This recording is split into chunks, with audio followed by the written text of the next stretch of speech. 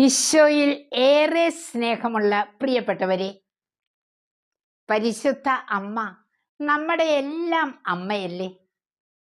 1858 പരിശുദ്ധമ്മ ലൂർദിൽ ബെർണർദീത്തിയോട് പറഞ്ഞത്, ഞാൻ അമലോത്ഭവയാണ്.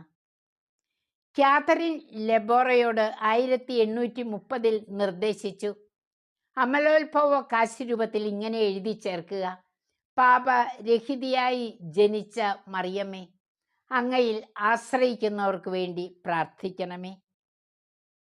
1985 ഫെബ്രുവരി 14 അമ്മ ഫാദർ സ്റ്റെഫാനോ ഗോബിയോട് പറഞ്ഞു, ഞാൻ നിർമ്മലയായ മാതാവാണ്, നിത്യ വിശുദ്ധയാണ്.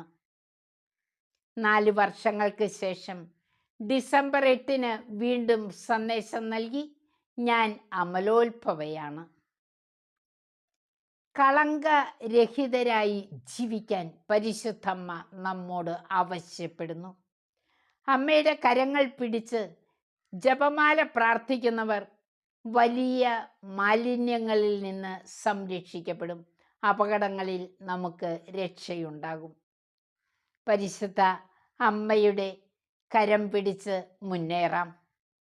അമ്മ നമ്മിൽ ദൈവാനുഗ്രഹം സമൃദ്ധമായി വർഷിക്കാൻ മാധ്യസ്ഥം വഹിക്കും. ദൈവത്തിൻ്റെ വലിയ കൃപ പരിശുദ്ധ അമ്മ വഴി വ്യക്തികളിലേക്കും കുടുംബങ്ങളിലേക്കും നിറയാൻ പ്രാർത്ഥിക്കുന്നു, ആശംസിക്കുന്നു. അമ്മയുടെ കരം പിടിച്ച് നമുക്ക് മുന്നേറാം. ആമേൻ.